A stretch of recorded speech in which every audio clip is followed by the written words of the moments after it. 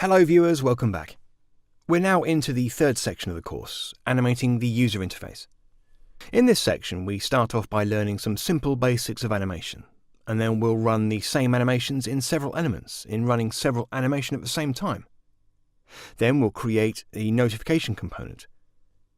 As we proceed further, we'll create a custom container such that it expands and collapses, then loads the animations. After doing all these, we'll learn to drag elements from a list component. Then we'll move to create a more interesting thing where we will create a Facebook reaction widget. And finally create a timeline of images and display them in full screen. Now we move on to the first video of this section that deals with simple animations. In this video we'll use an image to create a simple linear movement from the right to the left of the screen. Here we'll first create an image folder and copy our images and proceed to import the dependencies and finally define a standard value to drive animation. In order to provide a good user experience, we definitely need to add some animations to call the user's attention, to go from one screen to the other, to highlight specific actions, or just to add a distinctive touch to our product. Compared with hybrid apps using PhoneGap, animations in React Native are very fluid. We can animate many elements at the same time, and we'll get nice and fluid movements. There's a limit, of course. If we want to build a game and animate hundreds of elements at the same time, the frame rate will drop considerably, especially because each frame is calculated on the main JavaScript thread. To begin with, we need to create an empty app. We're going to call it Simple Animations. We're going to use a PNG image. Feel free to use any image that you want or download the one provided for this video, which is a nice image of a cloud. Then we'll create a source folder at the root of the project. Inside this folder we're going to need a main app.js file where we're going to write all the code for this video.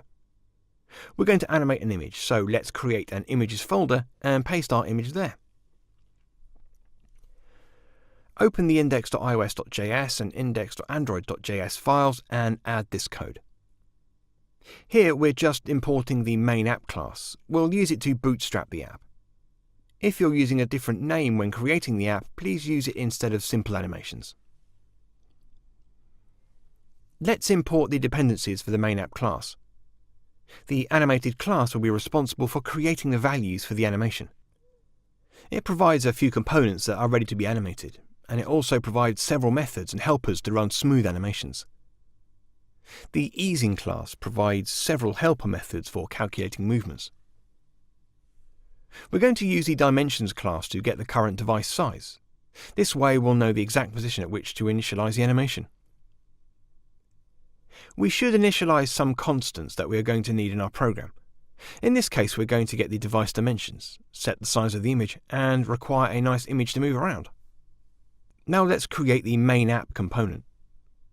We're going to use two methods from the component's lifecycle system, and they are component willMount method and component didMount method. If you're not familiar with this concept, please go ahead and read the React documentation at this link. You can also learn more about it from this course's second section. In order to create an animation, we need to define a standard value to drive the animation. The animated.value is a class that handles the animation values for each frame over time. The first thing we need to do is create an instance of this class when the component is created. In this case we're using the component willMount method, but we can also use the constructor or even default values of a prop. Once we've created the animated value, we can define the animation. We'll enter the code inside startAnimation method. Here we've created a loop. When the image reaches the end of the animation, we'll start the same animation again. Also, we set the animation values. The first line is resetting the initial value every time we call this method. For this example, the initial value will be the width of the device. This will move the image to the right side of the screen. We want to start our animation from there. Then we use the animated.timing function to create an animation based on time. For the first parameter, we need to use the animated value we already have. The second parameter is an object with configurations for the animation. In this case, we're going to set the end value to minus the width of the image. This will place the image on the left of the screen. We'll complete the animation there. With the entire configuration in place, the animated class will calculate the frames required in 6 seconds to perform a linear animation from right to left. We have many other helpers. In this case, we're using a linear movement, but we could use an elastic or bounce movement as well. Once the animation is configured correctly, we need to run it. We do this by calling the start method. This method receives an optional callback function parameter. The callback function will be executed when the animation is completed. In this case, we're running again the same animation. This will create an infinite loop, which is what we want to achieve. We now have our animation in place. However, as of now, we're only calculating the values for each frame over time, but we're not doing anything with those values. So our next step is to render the image on the screen and set the property on the styles that we want to animate. In this case, we want to move the element on the x-axis, therefore we should update the left property. Here, we're rendering the image. If we want to animate an image, we should use the animated.image component. Internally, this component will handle the values of the animation and will set each value on every frame to the native component. This will avoid running the render method on the JavaScript side on every frame, allowing us to have smooth animations. Along with the image, we can also animate the view, text and scroll view components. There's support for all 4 components out of the box, but we could always create a new component and add support for animations. All these components are able to handle the styles changes. All we need to do is pass the animated value to the property that we want to animate.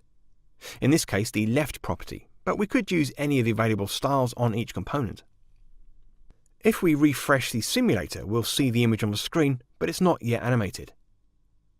Don't worry, we can fix it. In order to fix this, we need to call the startAnimation method. We'll start the animation once the component is fully rendered using the component didMountLifecycle method. If we run the app again, we'll see how the image is moving at the top of the screen. Just what we want. As we've achieved our planned output, why don't we add some styles to the image? In this code, we'll add the code for the required style. Let's now check the output. Wow! However, there are some limitations with the current implementation. For example, we need to do some additional calculations in order to use the opacity property or to rotate the image. Worry not, we'll cover that in the next video. In this video, we learned some simple animations. Good start. In the next video, we'll run several animations at the same time.